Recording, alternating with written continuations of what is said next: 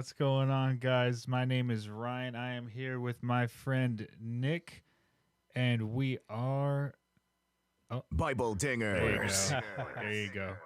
Yeah, so if you guys were with us just a couple hours ago, we just had a live stream with Dr. Scott Annual when we were discussing the gift of tongues and whether or not it's relevant for today. And we are back with a twofer today. And today we are so blessed and honored to have Pastor Jared Longshore on with us to discuss biblical patriarchy. Pastor Jared, how you doing, man? I'm doing good. Doing good. Good, good. Hey, thanks so much for joining to discuss this topic. Nick and I were talking after our debate. I want to say it was 2 weeks ago now between Honest Youth Pastor and Pastor Humor, Judah and Michael. Michael represented complementarianism, and Judah represented egalitarianism, and they were going back and forth on where they disagree theologically and things of that nature. And we had lots of folks in the chat saying that they wanted representation for biblical patriarchy. And we have not had anybody on the show up to that point that can give us an idea of the theology behind biblical patriarchy. And so that's when we decided to reach out to you to see if you could sort of explain your side of things as well. So thank you so much for being on today, my friend. Yeah, Happy to be here. What I've noticed on social media is that there are a lot of different views on biblical patriarchy, but a lot of people don't really know the true beliefs behind it. They only know the talking points that are being presented to them on a Facebook status or on a tweet or whatever. So we thought that it would be really important to bring clarity to the topic and have you on so that people can ask questions, we can ask questions, and we can really understand what you believe and why and get your proof text and things like that.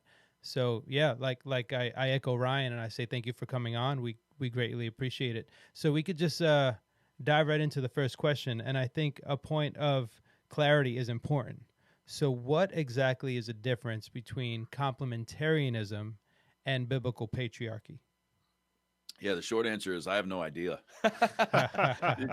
maybe you called the wrong guy. Yeah, right.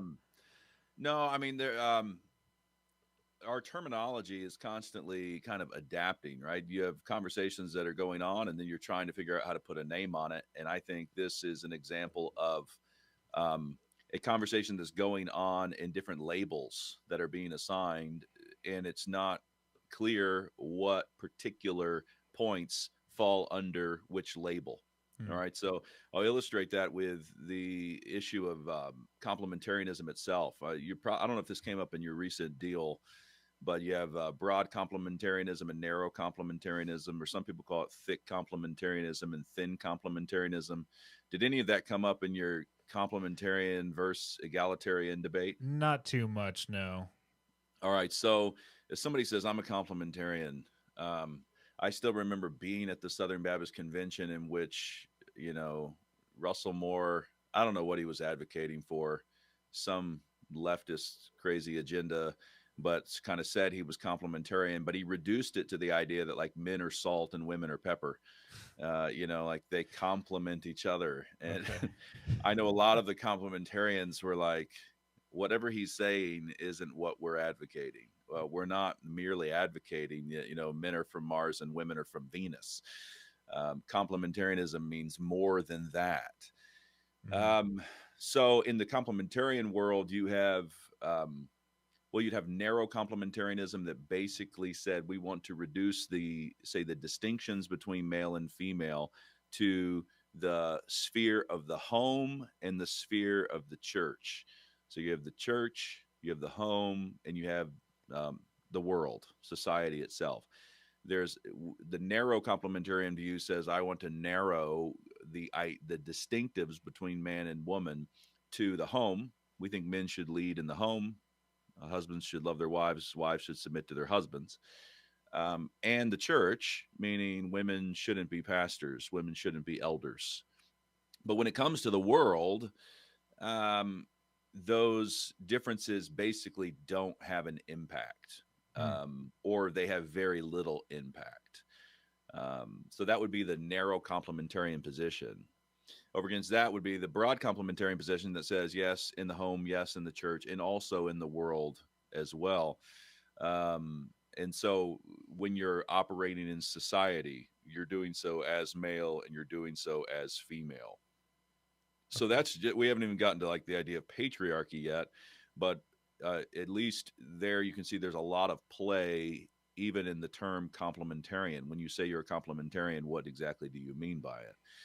When it comes to biblical patriarchy, um, I I basically think that language has been employed maybe over the last 5 years or so to ramp up the distinction between male and female when it comes to society and how we operate. Um, and there has been an acknowledgement of hierarchy that exists in the world. So patriarchy is father rule, and husbands should rule well in their homes. So that much is established, but it's basically strengthening the hierarchical understanding of creation itself. So rather than this flattened out egalitarian kind of every individual for himself and agreed upon relationships, patriarchy ushers in the idea that I don't think is quite present in complementarianism, even in broad complementarianism. Um, Biblical patriarchy would want to say yes. And when we come to function in society as male and female, we're not simply saying that you should be salt and pepper in society. We're acknowledging that there is this hierarchical design of creation. And I would imagine a biblical patriarch would say something like, and I've said this before, um, it is not a sign of our rampant misogyny that every United States president has been male. Hmm. Okay. I'm not in the realm of the church and I'm not in the realm of the home. I'm in the realm of the state or society itself. And I'm happy to say this is like normal. This is normal stuff. Um, and this kind of came out in an interview maybe a couple years back where Jordan Peterson was interviewing a leftist lady, or the late leftist lady was interviewing Jordan Peterson. He was pointing out that the vast majority of high octane, like the high octane CEO positions in major cities, are held by men. And he's saying this is just normal. This is, he's just looking at it as a guy who studies society and who has eyes in his head. He says Mm-hmm. this is normal. This is the way that things operate. Um, or you have the United States recently established a commission to consider the viability of drafting women into the military. Okay, so what does a narrow complementarian say to that? Mm-hmm. And I think because you're having these crazy things in society, most of them are now warming up to they're like, oh yeah, well that's not allowed. Okay, well on what principle, on what basis is it not allowed? Because you can't, if you're only reducing male female distinction to the church and the home, then how can you speak to this societal question of should women be drafted into the military, or should women be fighting in the military at all? So I think when it comes to questions like male rule in government, or when it comes to the question of how society itself is going to operate, you're going to have more commonality between those who would say they're patriarch, they hold to like some kind of patriarchy, and those who say they hold to a broad complementarianism. You're going to have a greater distinction and separation between those who say they hold to biblical patriarchy and those who are narrow complementarianism, who basically think women shouldn't be pastors. There's going to be a greater space between them, and even more so, of course, with the egalitarian. So that's a long way of saying I don't think that biblical patriarchy at this point has a clear definition or clear, say, markers that have to be checked in order for you to call yourself like this is my position.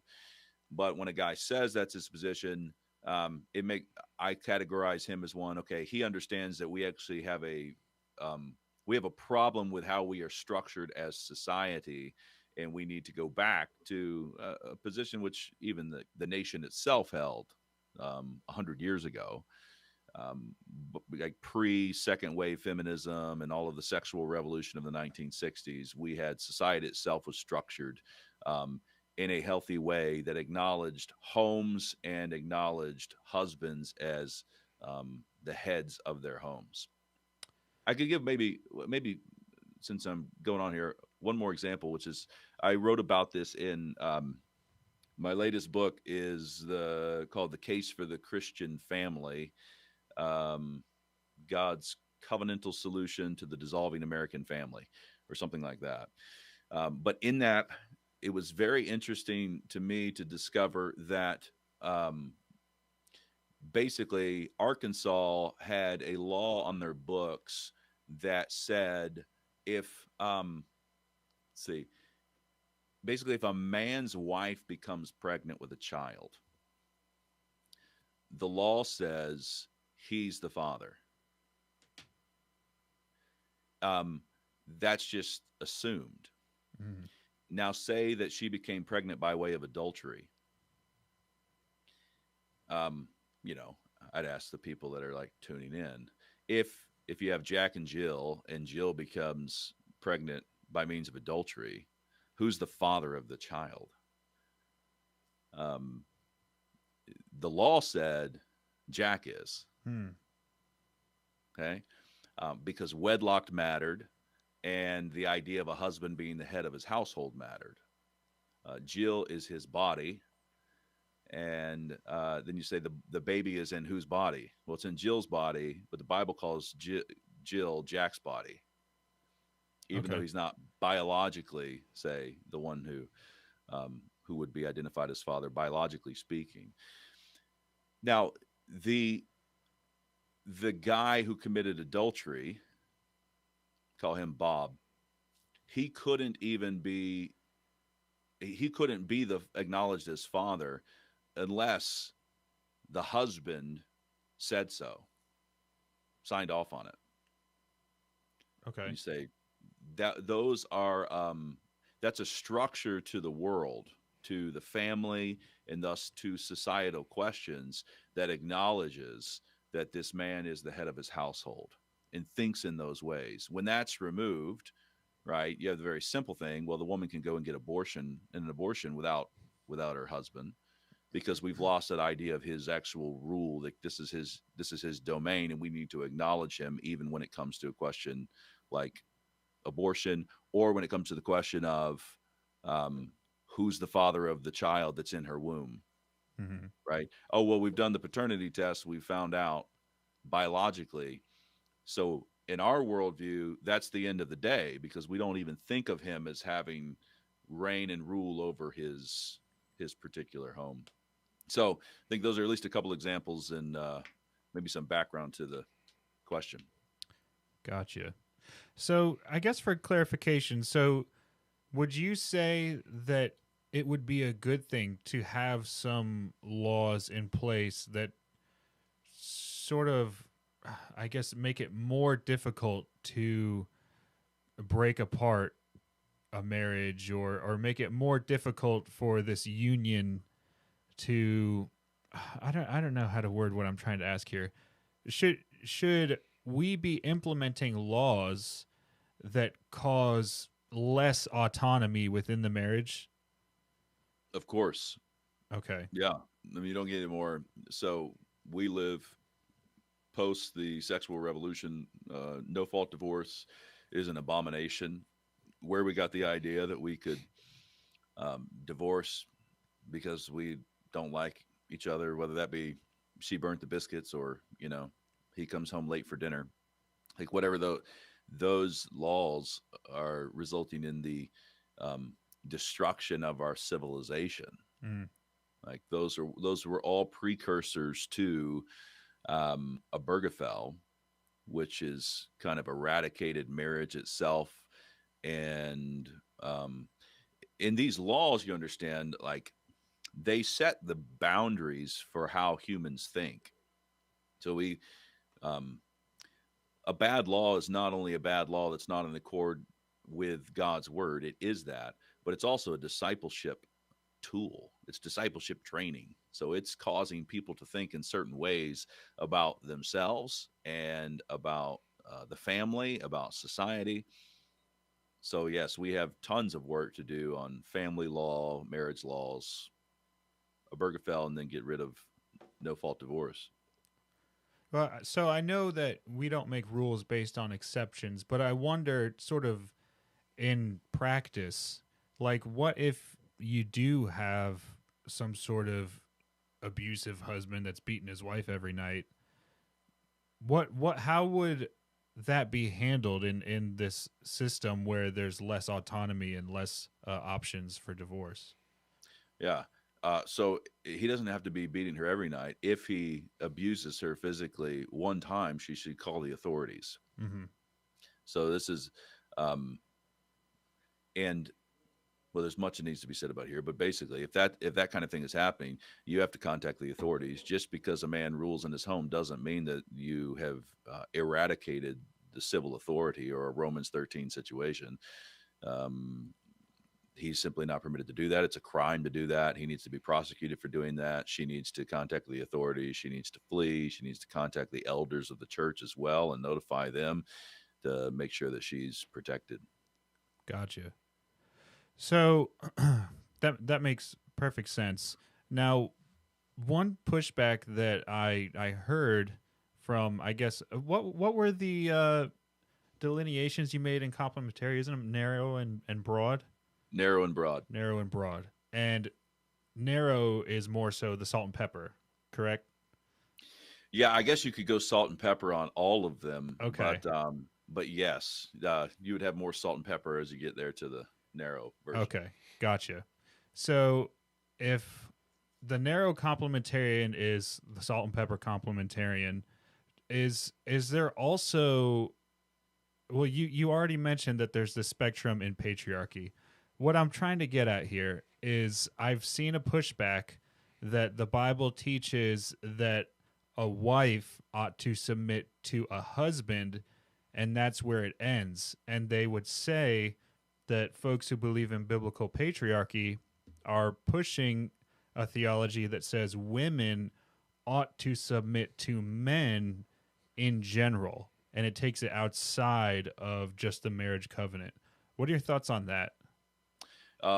Yes, men or women should not submit to men in general, and I do. There's genuine misogyny out there in the world where men and women, for that matter, can kind of get that idea in their heads that that's what they're supposed to do. Um, I don't track with these people, but I've heard there's.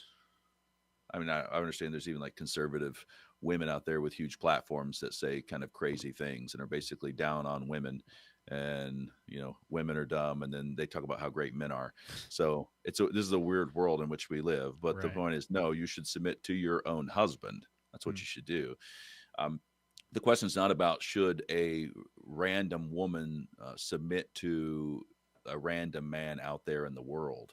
That when you get into the broader question about how society is structured, it's everything from simple cultural customs, which is men opening the door for ladies, that kind of thing, men having the duty to protect ladies. So I've used the illustration before. If we're on a double date, me and a buddy, and we have our wives out, and some thug jumps out of the bushes while my buddy has walked off to the restroom, right? I'm there with my wife and his wife. Do I go, oh, well, since I'm a narrow complementarian, is my only duty to protect my wife? Mm. Well, no, of course not. I have a duty to protect my wife, and I have a duty to protect this other lady. And acknowledging the ways in which that duty applies, and then the distinctions, is really important. But anyone who would say deny it either way, that would say, well, I have the exact same obligation to a random woman that I do to my own, well, he's wrong. And anyone who would say I have only obligations to my wife and none to another lady in society, well, we know that he's wrong. So you kind of at least avoid the extremes, but you're in that broad complementarian / biblical patriarchy world. The more difficult questions come when you're saying really how society itself operates. And this is where I do think it's interesting. There is a say, call it, I don't know if you want to call it secular classical liberalism, But it's a worldview that basically says individual rights and liberties are supreme. Hmm. And we should structure society in that way to preserve individual rights and liberties. That's the ultimate thing. Well, as soon as you say that, yeah, of course, there are individual women, there are individual men, and you've made that kind of individual rights and liberties the primary thing. You're viewing society as a bunch of BBs, just like kind of spread on a table, right? Um, I think that's a bad model. So this is where more of the patriarchy idea is going to come. The patriarchy idea says no, society itself is not a bunch of individuals that have, say, come together and made these sacred vows of how they're going to operate in society, some kind of social contract. No, it's actually homes. It's these pre-political entities known as families, right? That have husbands and fathers as heads in their home, and they come together and they operate in society. And so now you're constantly aware of that jurisdiction. You're aware of that reality as you're operating in society. Um, So that so does that's that good. mean so does that mean that a woman that's called to singleness would have more rights in society than a woman who is married? Would a woman who's called to singleness have more rights in society than one who is married? I'm not sure how to answer your question other than let me take the two perspectives. It's very um, when when kind of like the modern evangelical talks about women being called to singleness, they think of themselves very much as that BB, Hmm. right? They have already detached themselves from their father, right? And from, say, those familial obligations that are incumbent upon even the woman who indeed is not married. So if she's Uh, not married, she has to submit to her father then. well, yes, and she has to figure out what that looks like as she gets older. Hmm. So there, again, there's weird things on all sides. Okay, so you have the weird thing which happens in some of like the more sometimes the darker reformed corners where the lady's like she's now like 52 and not married Yeah. and dad's like 75 or whatever and it's Mhm. like let me check with dad before I go to the grocery store. Yeah. Yeah, you obviously don't want to do that. And at the same time, there's the other error, which is that father, because the girl is older and she's now 32 or whatever, he doesn't think that there's any kind of covenantal obligation on his part toward her, Hmm. right? She's just a woman in the void. She's just a woman left to herself. She's a solitary BB, right? And with no kind of familial covenantal realities. Job, who prayed for his children and sacrificed for his children, right? That man is not thinking of her in that particular category at all. Um, that's there on the other side. So there's both of those. Um, but yeah, the rampant like the Gospel Coalition dropping yet another article on the blessing of singleness is very much out of step with the biblical patriarchy scheme. It's just out of step with the Bible scheme and how we think of ourselves as humans. Hmm. Let me ask you this. So, we mentioned women being drafted. I think you may have mentioned women in government roles or not. I'm not sure. Uh, what do you think about some like things that are outside of that realm? Things like business. Should women be leaders in business, or even I guess lower on the polls, something like hobby clubs or something like that. Like, are we just saying across the board women ought not be in leadership positions? No, we're not saying that, or we shouldn't be saying that. There indeed are people that say that. I think women should lead in business. This is something that happened when coming out here to Moscow. It's remarkable to see. There's a healthy um, sense of biblical masculinity and biblical femininity, really the healthiest I've ever seen, like in a people, in a community. And there's women who are architects, and there's women who are realtors, and there's women who do say they'll have their architectural business that they just run and their husband does something else. Or you'll have ladies that are realtors with their husbands. Like there's actually a lot of freedom in the system. The thing that you don't have is you don't have, women school marming over men.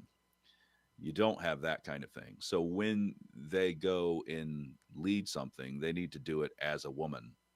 The um, key here would be like Genesis 1, 2, and 3.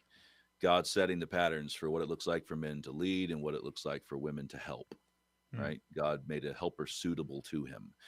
And this is where the broad patriarchal idea comes in. Is a woman only to help her husband, or is a woman to say, well, as a woman, there is a sense in which this is like a calling in my life. I'm always helping. I'm always nurturing things, and I'm helping my husband in a different way than I'm helping anybody else. But that's kind of the thing I do. And should men be saying, well, I only lead my wife, and then when I'm outside my family, I'm no longer a leader. I'm no longer called to that particular characteristic. Well, that would be silly. And we know that's not how society works, right? If you get a bunch of men and a bunch of women together and there's some kind of project, the men are going to naturally lead and the women are going to naturally help. But to reduce that to say, well, a woman should never start a business would be ridiculous. That doesn't mean a woman should never start a business, right? Or a woman should say never initiate anything without her husband's. I mean, it's just the whole thing gets. Yeah, I mean, if you just do some searches online, go through social media, people would have you think that people who hold the biblical patriarchy would say women can't vote, women can't do businesses, women can't have Bible studies. I know our friend Dale Partridge got some heat online for saying that he doesn't think a woman should have a Bible study amongst women. So you personally, I know you're not talking for all of them, but you personally, where do you draw the line? Can women vote? Can they have Bible studies? Can they teach theology to other women? Where do you draw the line there? Yes. So not only can they have Bible studies with other women, and not only can they teach theology to other women, they absolutely have to. This is a calling of Titus 2. You're actually supposed to be teaching your own daughters and teaching others, encouraging others, praying for others. All of those functions are still there.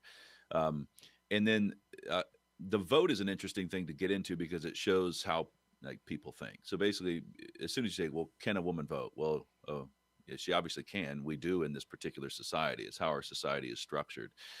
It's not about whether a woman is like, it's not about whether a woman has the capacity or the wit to do that kind of thing.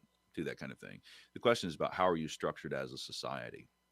Why did we structure ourselves, say, before women's suffrage in a household system?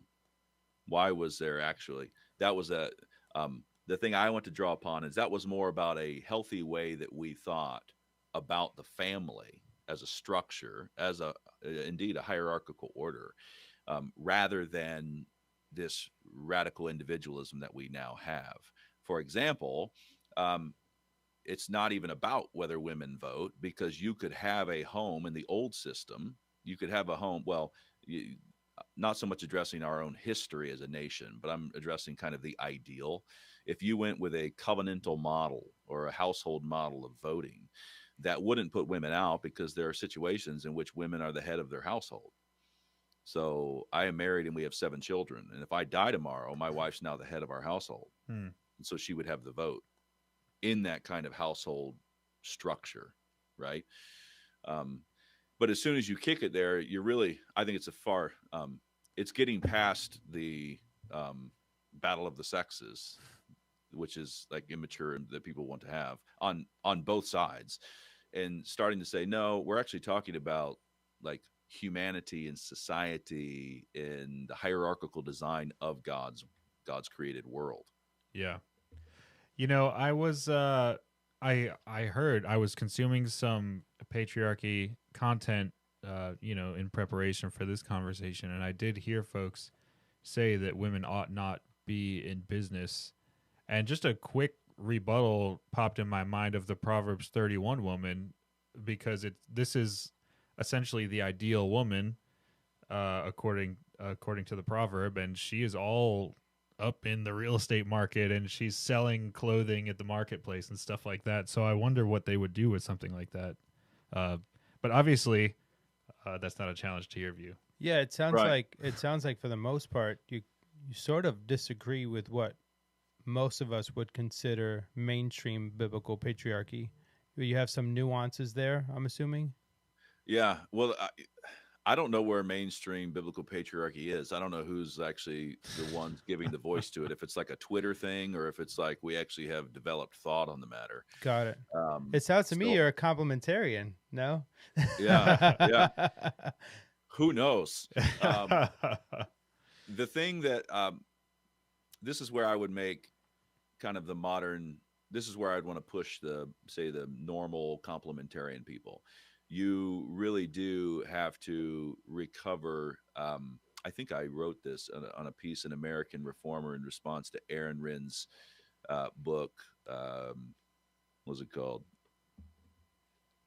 Life in Negative World. Okay. He talks about, I think he addresses patriarchy in the book, and he basically acknowledges our society is not structured like that. And indeed, our society is not structured like that.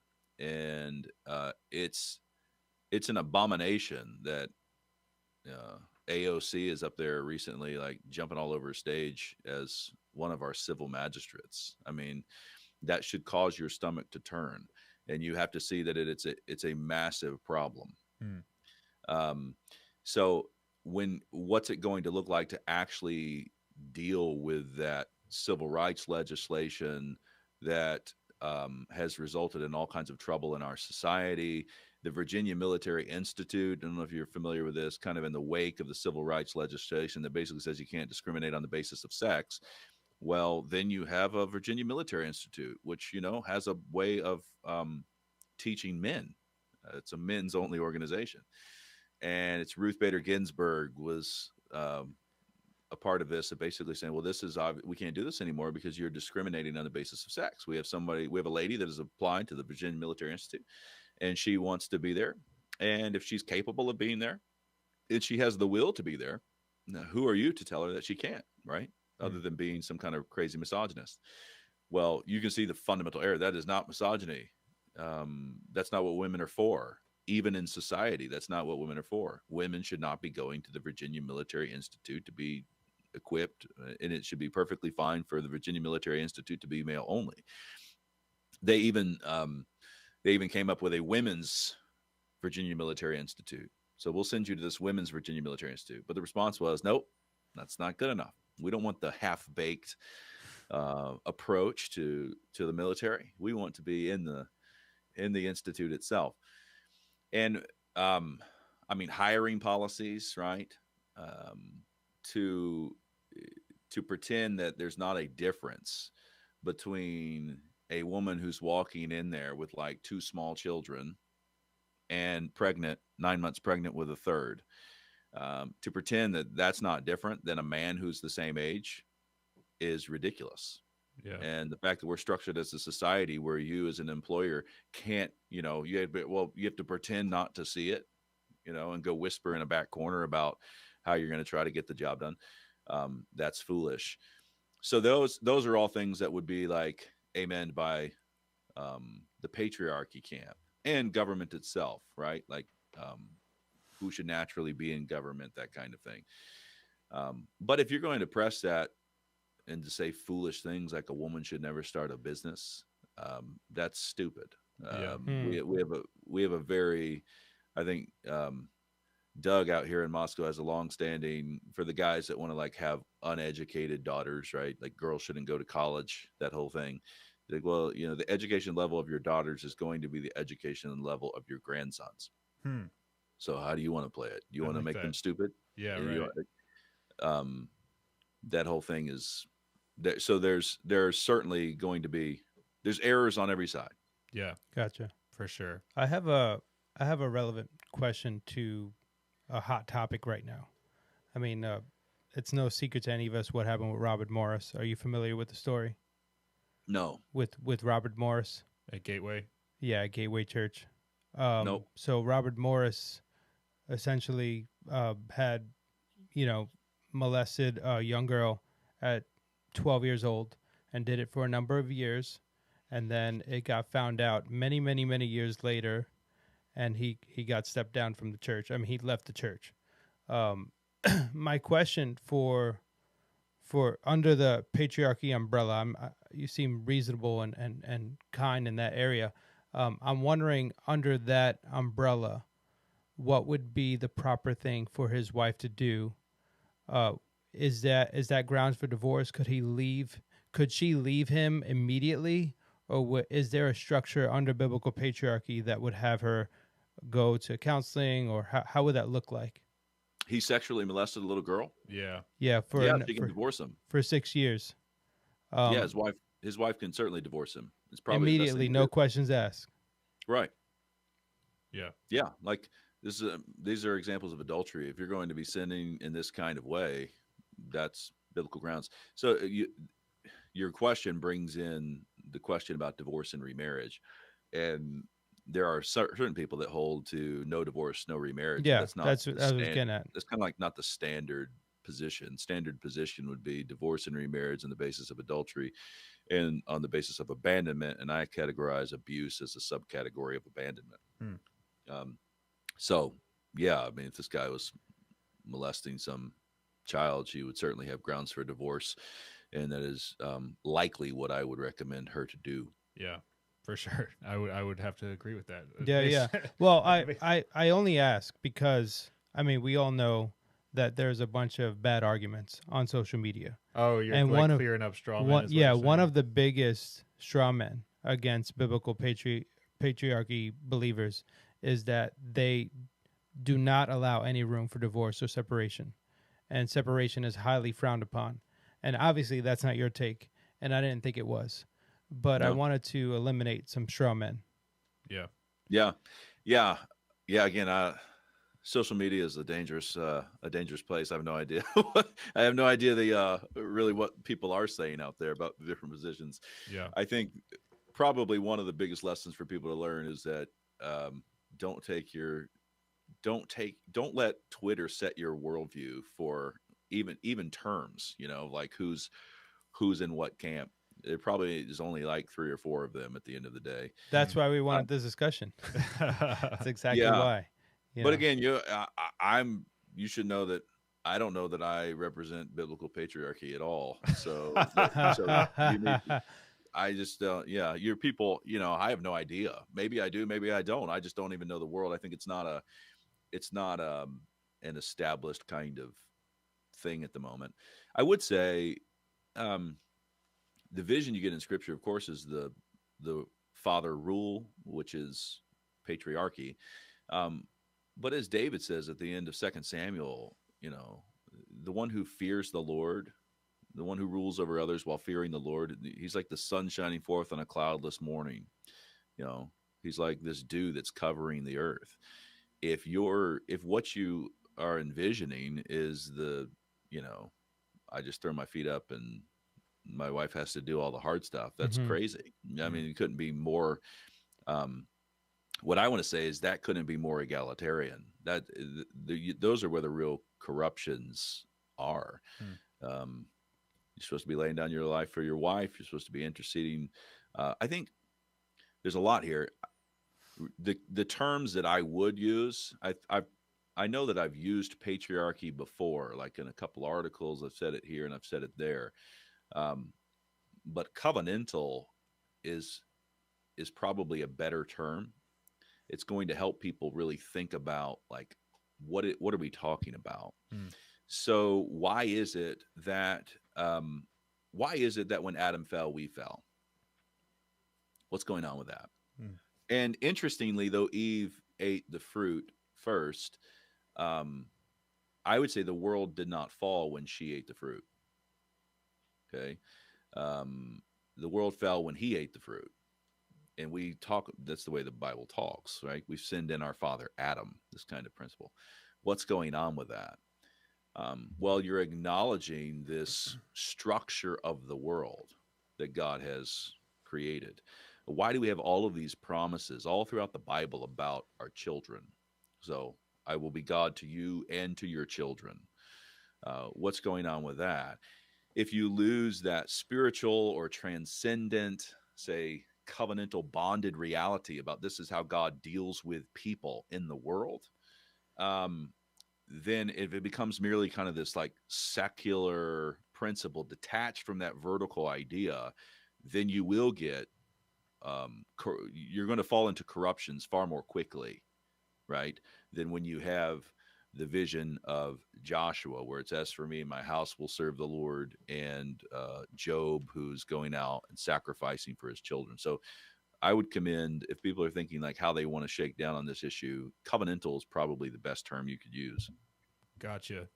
Yeah, I mean, when we're talking about terms, if I can be like perfectly honest, um, when I first heard of biblical patriarchy popping up, I don't know, maybe it was only a year or two ago when I first started hearing about it. It almost felt to me, and I'm just being honest, it almost felt to me like it was just sort of like a buzzy, like rebrand of something, because the culture in the world is all about smashing the patriarchy. And so it almost kind of like how if you're a Trump supporter, you took deplorable, you rebranded it, and now it's cool to be deplorable. That almost is what it feels like to me with biblical patriarchy, because it feels very similar to complementarianism, but it's not quite as cool as saying complementarianism. Yeah, and that's we do that all the time, right? So we do that in like the battle that we're going in.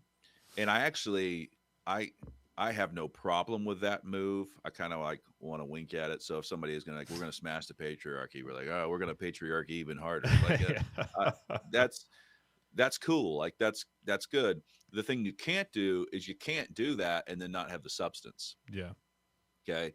So you see this with the white boy summer thing. I'm gathering that the white boy summer like leftist attack. So now it's cool to wear the shades. Yeah. You know what I mean? And it's like, look, I played baseball. I know what it's like to have those like fancy shades where you can't see your eyes, and that's cool. And those moves are fine, but if you actually are like then going like beating up on the Jews, like if you actually go have some like racist mess going on in your system, well, then it's not cool anymore. Yeah, right. And even if you don't, so you say I'm going to patriarchy even harder, but you're saying that on social media, and you're saying like you're smoking your cigar with your big long beard, but you're suffocating your wife and your children because like you're actually not.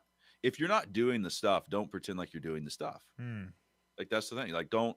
So if you're doing the stuff, then have a good time, right? Yeah. You probably won't be able to like have a good time on the internet as much as you're having, because you're going to be far more busy because you're actually be doing the stuff. That would be great for everybody to just go ahead and do that. Yeah. But so there's nothing technically wrong with like doing it. It's kind of fun in your public discourse, and there's a rhetorical power to it. But right now we're dealing with like everything's being hollowed out, and you need to be a real, like, you just need to be a real man, which is it's far more like a vision of like clocking in, clocking out, doing the basic things that men have done, that our fathers have done, that we need to do once more. Yeah. So I'm with you there, and I totally agree with that assessment of the culture. And I have one more question. I don't know, Nick, if you have any others after this, but I think it might take us on a little bit of a brief rabbit trail. But it's always been a nagging question for me, and I think that if you are in biblical patriarchy camp or just regular complementarian camp, this is a question that I have not yet heard a solid answer to. How do you handle women having the role of prophetess in the Bible? You have Miriam in the Old Testament, you have Anna in the New Testament. These are women who are presumably speaking authoritatively on behalf of God and instructing men and women, at least in Anna's case. How do you handle that when it comes to your framework for gender roles? Yeah. So I would do, this is kind of like a Chestertonian move. I just say like, it was wild, dude. Super wild, dude. Okay. Your sons and your daughters shall prophesy. Oh yeah, they will. Yeah. Like, it's about to be a party, dude. I mean, these people are like, when the spirit comes, it's like it's crazy. You know what I Yeah. mean? Like, these guys are drunk. These guys are drunk. Well, I mean, they were doing things that made people think that they were drunk. Yeah, for Now sure. they weren't, but um, I mean, just this is an outrageous time. You know what I mean? Mm. I'm talking about like legions of demons in this guy.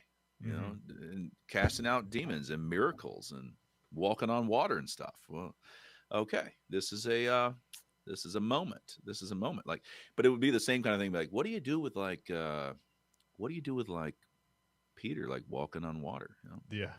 what do you do? I mean, what about those guys? Those guys in the church over there that like they try to do the walk on water thing every Sunday. I'd Yeah. say, well, don't just because it was wild and it really happened doesn't mean it's a principle and a standard for us. It's actually what I would expect when Pentecost happens, Mm. when you have the closing of the old covenant and the coming of the new covenant, when you have Jew and Gentile are now in, right? And the second member of the Trinity takes upon human flesh, right? You're like, oh my goodness. And indeed dies and rises again and ascends into heaven, and the whole, you know, all of the language in the Old Testament about the heavens being changed and the moon being turned to blood, right? The sun being blotted out. All of that is like there is a cataclysmic change in the order of creation when Christ comes, and it wouldn't surprise me at all to have that kind of thing happen for a time. Yeah, so we do have a few people watching. So if you have any questions, feel free to drop them in the chat. Right before we close out, we want to give you an opportunity to ask questions. But I did want to thank you for hopping on the show and bringing some clarity to this tough topic. There's a lot of heat that comes down on this topic, but I think you did it justice, and you're definitely fair in your answer. So I appreciate that. Yeah, I think one key takeaway is that the biblical patriarchy folks, you guys got to have some sort of like Nicene Creed moment where you just get together, you hash it out for a while, you know, and you figure out the terms. Yeah, it's like a Christian nationalist moment Yeah, there you go. where they write Some sort of convention. No, I mean there's nuances in a lot of these views. Like he started this conversation saying that there's nuances in the complementarian view itself. Mm-hmm. And I think there's even nuances in the egalitarian view. It's hard to lock in and speak for the whole world and say this is what it's supposed to be when there's so many different variables to consider, right? Yeah. I do think one summarizing thought is say a distinction that probably exists between patriarchy and complementarianism is the archy. It's the archy of patriarchy, hierarchy, that idea.